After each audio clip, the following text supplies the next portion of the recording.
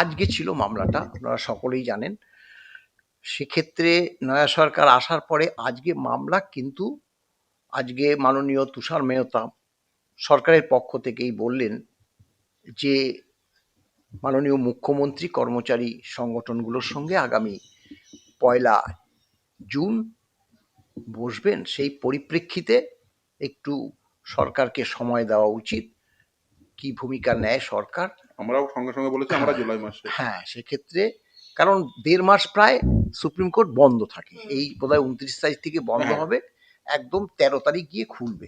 তারপরে 7 দিন পরে 22শে জুলাই ডেটটা আমাদের মাননীয় বিকাশ রঞ্জন ভট্টাচার্য বলেছিল যে এরকম 15 তারিখ, সেটা আবার ওই আর একটা যে মানে অ্যাডভোকেট তারা বললো যে না, সেটা আরও 7 দিন। সেই পরিপ্রেক্ষিতে 22 তারিখ, সে 15 আর 7-এ কোনো অসুবিধা নেই।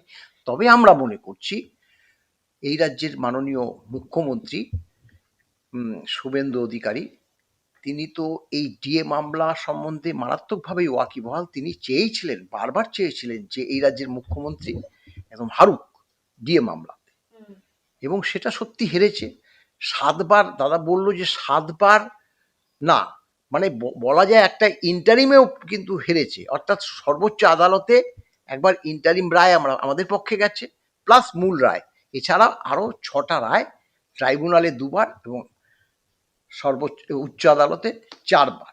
এতগুলো মামলা জেতার পর মাননীয় মুখ্যমন্ত্রী আমাদের সঙ্গে বারংবার তঞ্চকতা করে গেছে, মমতা ব্যানার্জি বিগত মাননীয় মুখ্যমন্ত্রী।